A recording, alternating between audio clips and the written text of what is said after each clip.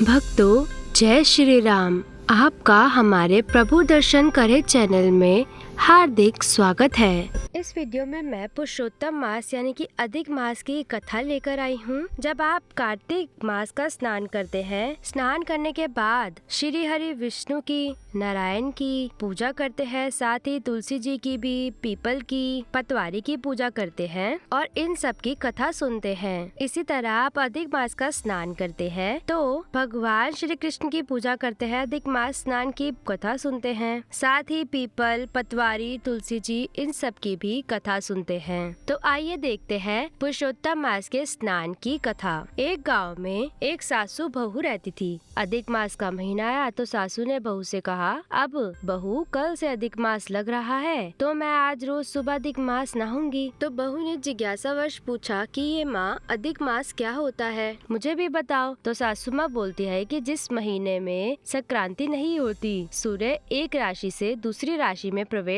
नहीं करता है और वो महीना 2 बार आता है तो वो अधिक मास होता है और ये 3 साल में 1 बार आता है। इस अधिक मास को पुरुषोत्तम मास भी कहते हैं। ये भगवान श्री कृष्ण को बहुत ही प्रिय मास माना जाता है। इसलिए इस मास में सवेरे जल्दी उठ के सुबह सुबह सूर्योदय से पहले उठ के नहाना है। नारायण, तरायण और परायण भी करना चाहिए। तो बहू बोलती है, माँ ये भी बता दो कि नारायण, तरायण, परायण क्या होता है और ये कैसे किया जाता है। तो सासू माँ समझाते हुए बोलती है, सुबेरे सुबेरे जल्दी उठ जाओ, सूर्योदय से पहले उठकर नदी या तालाब में नहाने जाओ। उसके बाद नहाने के बाद में वही नदी तालाब में जल लेकर नारायण यानी कि सूर्य नारायण देवता को जल का ध्रुव चढ़ाओ और साथ ही ध्रुव तारे के भी दर्शन करो, तो जिससे नारायण और तरायण दोनों हो जाते हैं। अब परायण का मतलब है कि भगवान की पूजा के साथ रामायण का या भागवत का पूरा मास पारायण करो। पूरे महीने रामायण या भागवत का पाठ करो, जिसको पारायण कहते हैं। तो बहू कहती है, माँ अधिक मास करने से इतना पुण्य फल मिलता है तो मैं भी ये व्रत कर लेती हूँ। सास बोलती है कि नहीं नहीं, तू और मैं दोनों करेंगे एक साथ, नहीं तो घर का काम कौन करेगा, सुबह सुबह सारा काम पड़ा रह जाएगा। तो बहू बेचारी डर जाती है, पर वो मन ही मन में ठान लेती है कि करूँगी तो मैं भी करूँगी। अधिक मास का व्रत कैसे भी करना पड़े पर मैं तो करूँगी, चाहे सासू माँ को नहीं बताऊंगी। तो दूसरे दिन जब सासू माँ 4 बजे उठती है तालाब में नहाने के लिए जाने के लिए, सासू माँ तो तालाब में नहाने चली जाती है तो बहू भी पीछे पीछे उठ जाती है। अब जो मटके के नीचे कुंडा रहता है जिसमें मटका रखा जाता है, वो मटका पानी भर जाता है, पूरा पानी से भरा हुआ होता है। वो उस पानी को लेकर नहा लेती है। नहाने के बाद में छत पे जाके एक ताजा लोटा जल का ले जाती है और नारायण और तरायण भी कर लेती है। अब उसके बाद वो घर के सारे काम का जल्दी जल्दी करने लग जाती है। उसको लगता है कि सासू माँ आ गई तो लड़ेगी, तो ऐसा करते करते 3-4 दिन निकल जाते हैं। सारे काम भी करती है, रोज कुएं का पानी भी भरने जाती है, कुंडी बेवड़े से पानी भी भरती है। एक दिन कुएं का पानी लेने जाती है तो उसका बेवड़ा उसको उठता ही नहीं है। वो बहुत देर तक कोशिश करती रहती है तो वह बड़बड़ करने लग जाती है कि रोज तो उठाकर लेके जाती हूँ, वो उठ जाता है, आज तो ये उठ ही नहीं रहा है। ये कहते कहते वह सोच में पड़ जाती है। उसने इधर उधर देखा तो एक नौजवान लड़का दिखाई देता है। तो वो उस लड़के को बुलाती है और कहती है, भाई मेरा बेवड़ा उठवा दे, रोज तो उठाकर ले जाती हूँ पर आज तो उठ ही नहीं रहा है ये। तो नौजवान लड़का उसकी मदद करा देता है, वो उठवा के उसके सिर पे रखवा देता है। अब वो ऊपर रखवाता है और कहता है, सासू नहावे उंडे, बहू नहावे कुंडे। अब वो तो चले जाता है और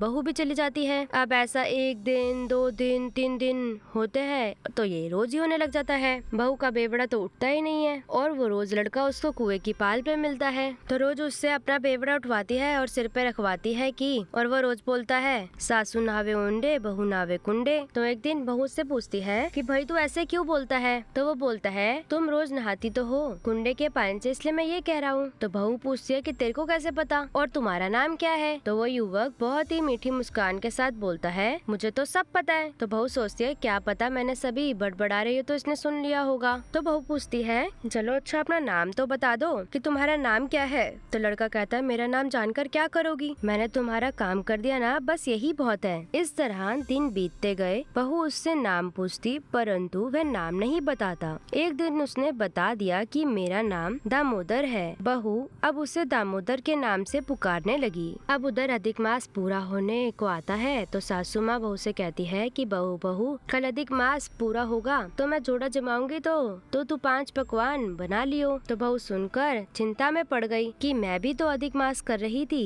तो मैं जोड़ा कैसे जमाऊंगी, जोड़ा कहाँ से लाऊंगी। यह सोचते सोचते पूरी रात हो जाती है। उसको तो कोई उपाय नजर नहीं आता है। सुबह जैसे ही वो नारायण तरायण करके पानी लेने कुएं को जाती है तो दामोदर वहीं होता है। तो दामोदर को अपनी समस्या बताती है कि आज मेरे को भी जोड़ा जमाना है पर मैं किसको बोलने जाऊं। तो दामोदर कहता है बहन तू चिंता क्यों कर रही है, मैं हूँ ना, मैं आ जाऊंगा जोड़ा जमाने। तो बहू बोलती है पर मैं कैसे बुलाने आऊंगी तेरे को। तो दामोदर कहता है कि तुम तो कुछ भी मत करना, बस 2 थाली परोस के तुलसी वृंदावन में रख देना और घंटी बजा देना तो मैं घंटी की आवाज सुन के आ जाऊंगा। तो बहू समझ नहीं पाती है कि घंटी की आवाज सुन के कैसे आ जाएगा इतनी दूर। तो वो बोलती है ऐसे कैसे आ जाओगे आप। दामोदर बोलता है तुम इसकी चिंता मत करो, बस मैंने तुमको जैसा बोला है तुम वैसा ही करो। तो बहू सोचते ठीक है जो होगा वो देखा जाएगा। ठीक है बोलकर वो घर आ जाती है जल्दी से और घर आकर जल्दी जल्दी फटाफट 5 प्रकार के पकवान बनाती है और सासू माँ से कहती है कि आप अपने जोड़े को बुला लो, भोजन तैयार हो गया। सासू माँ अपने जोड़े को बुला कर लाती है, जोड़े को आगे चौक में बिठा देती है और उनकी थाली परोस देती है। बहू 2 थाली आगे चौक में लगा देती है और बहू भी पीछे के दरवाजे से तुलसी वृंदावन में 2 थाली लेकर चली जाती है और घंटी बजा देती है। दामोदर अपनी सुंदर पत्नी को लेकर आया और बहू के यहाँ जोड़ा जीमने के लिए आ जाता है। अब वो दोनों तो रसोई में बैठे थे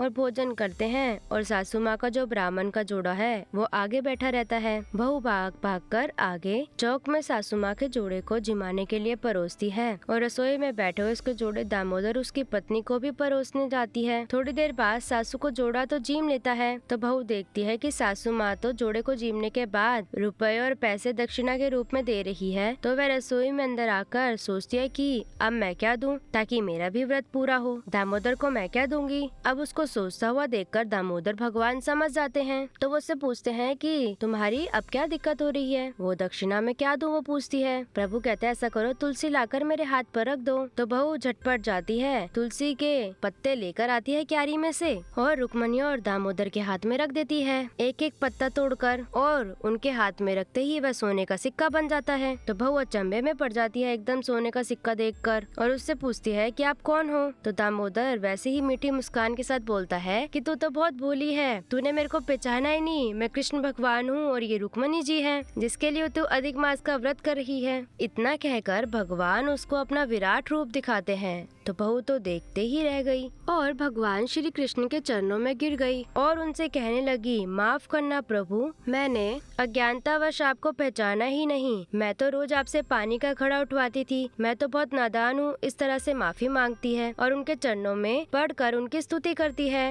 अब भगवान उसको आशीर्वाद देते हैं और उसके बाद तो वो जीम के चले जाते हैं। अब उधर सासू माँ का जोड़ा भी जीम के चला जाता है। सासू माँ आती है और बहू से कहती है कि चल बहू अपन दोनों भी भोजन कर लेते हैं। तो रसोई में जाते हैं तो देखते हैं कि वहाँ तो थाली भरी हुई है हीरे मोती मानिक वगैरह से। कलश जिसने उन्होंने पानी पिया था वो भी सोने का हो गया और वहाँ पर भगवान के पद चिन्ह भी मिलते हैं। सासू माँ को आश्चर्य होता है तो वो बहू से पूछती है तो बहू पूरी बात डरते डरते बता देती है कि सासू माँ आपने अधिक मास करा तो मैंने भी करा है, आप तो रोज रोज तालाब में नहाते हो, मैं यहीं के पानी से नहा लेती थी। और इस तरह से बताती है कि अब आपने जब जोड़ा जमाने की तो मैं किसको बुलाती। वहाँ तालाब के किनारे एक लड़का मिलता था जो मेरा घड़ा रोज उठवाता था, मेरा बेवड़ा, उसने कहा मैं आ जाऊंगा जीमने, तो वो आया था, वो तो श्री कृष्ण और रुक्मणी जी थे। तो सासू बोलती है कि बहू तू तो बहुत भागवान है, तुझे तो अधिक मास का फल मिल गया, भगवान ने तुझे साक्षात दर्शन दिए हैं, तेरे तो जोड़े के रूप में भी स्वयं भगवान श्री कृष्ण और रुक्मणी जी आए हैं और अब तो भगवान ने तेरे अंधन के भंडार भर दिए हैं। इस तरह दोनों का सास बहू का अधिक मास संपन्न होता है। हे भगवान, जैसे उस बहू को टूटे ऐसे ही सबको टूटना, सबके अंधन के भंडार भरना, कथा अधूरी हो तो पूरी कर देना,